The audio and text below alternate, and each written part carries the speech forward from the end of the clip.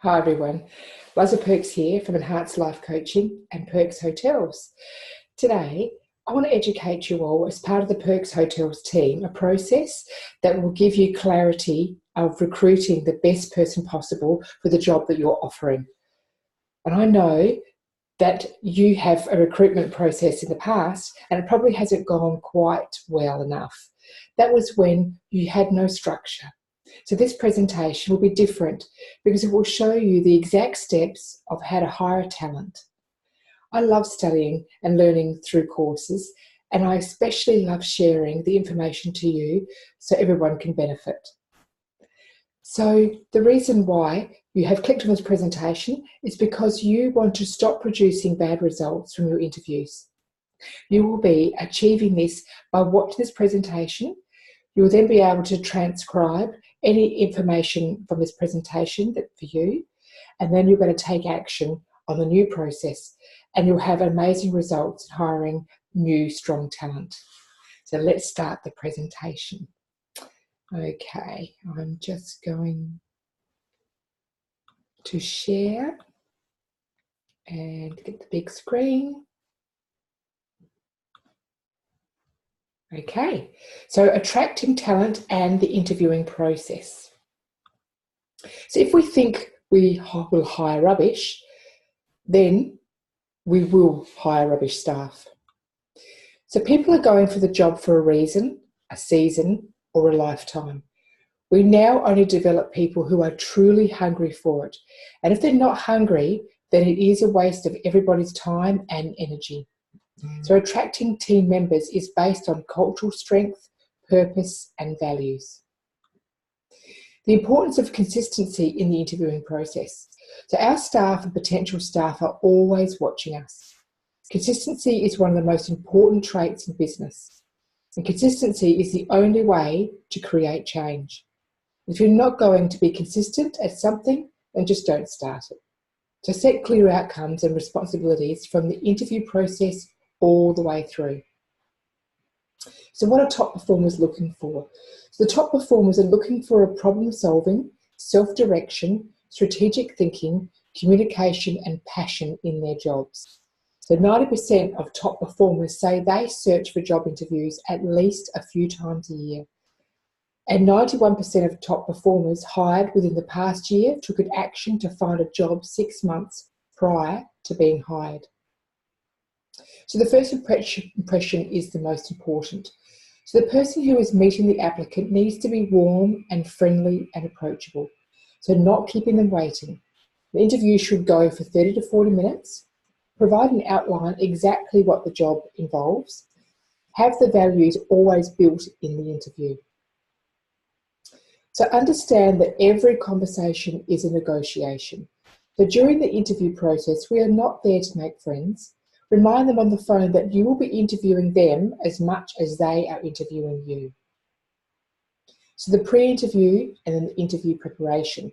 So make sure the applicant knows where, when, time, tram numbers, who will be at the interview process, and a map of where we are.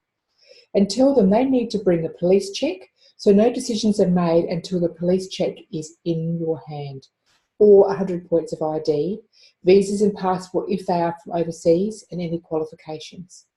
And remind them how much time they should allow for the interview, and send this all in an email, and if someone doesn't respond, then that is a red flag.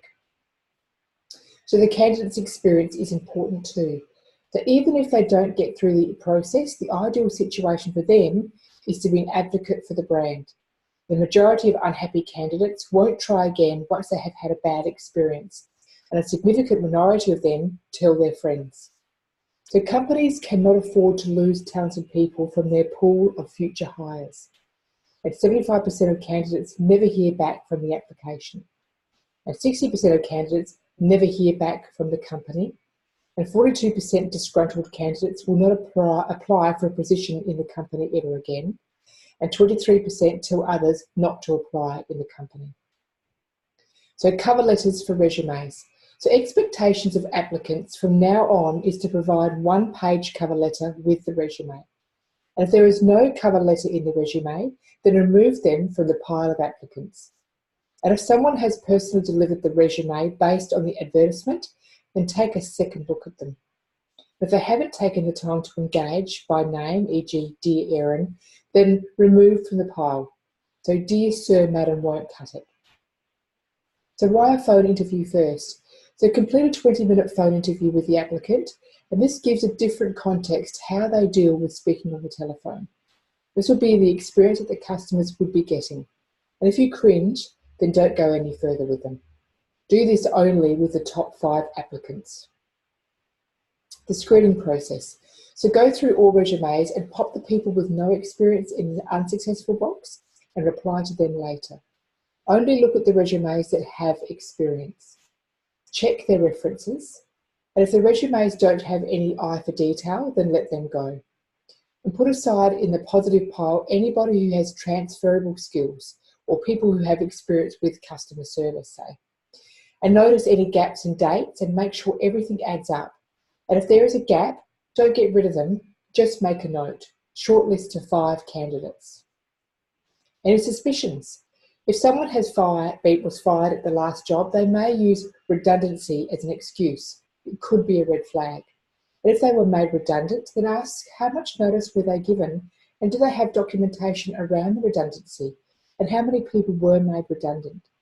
And once we have asked all the knockout questions and we are suspicious of telling them the truth, then ask them specific questions. An example, if they said they were travelling, what was their favourite restaurants and favourite places?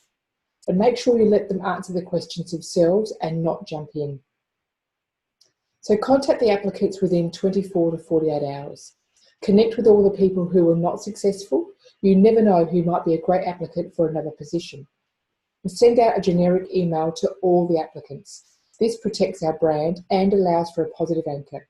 We want people to speak of us positively, not begrudge that we weren't even bothered to tell them they were not successful. So for the unsuccessful applicants in the top 5, connect with them and give them feedback from the interview. And this creates respect of us and the brand. So close the interview and thank them for their time, and when they will know the next step, and let them know what will be involved in the next interview. Compliance. Once they have left the office, we have the references in hand and then conduct the reference checks. Make sure that they have at least 2. And make sure the referee is someone that the candidate reported to at work and not a co-worker.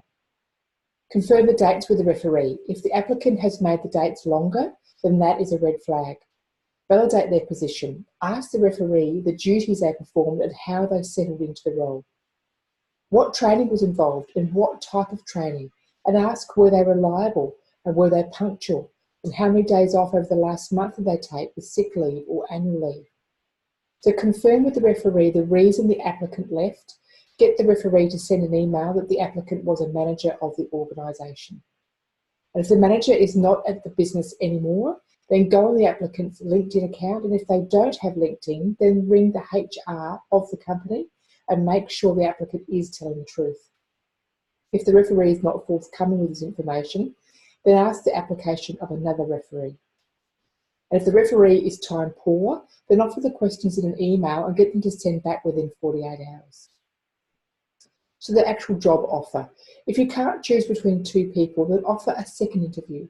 Offer the job in an email and tell them they will need to provide notice to their employer and get them to have a look at the contract. Don't tell anybody that they are unsuccessful until the applicant has signed the contract.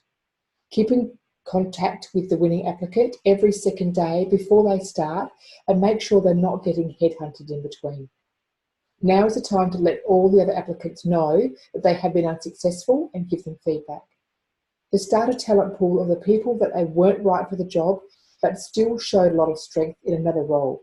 Maybe in a month down the track, follow up with the great unsuccessful applicants and offer them communication when another role comes up as they interviewed so well. Thank you very much for watching this presentation. I know that it's going to be very helpful for you all, that once you follow this structure in the process, you'll have an amazing outcome. So if you're looking to have information on any other presentations, just follow this platform so you can learn more. Thank you so much.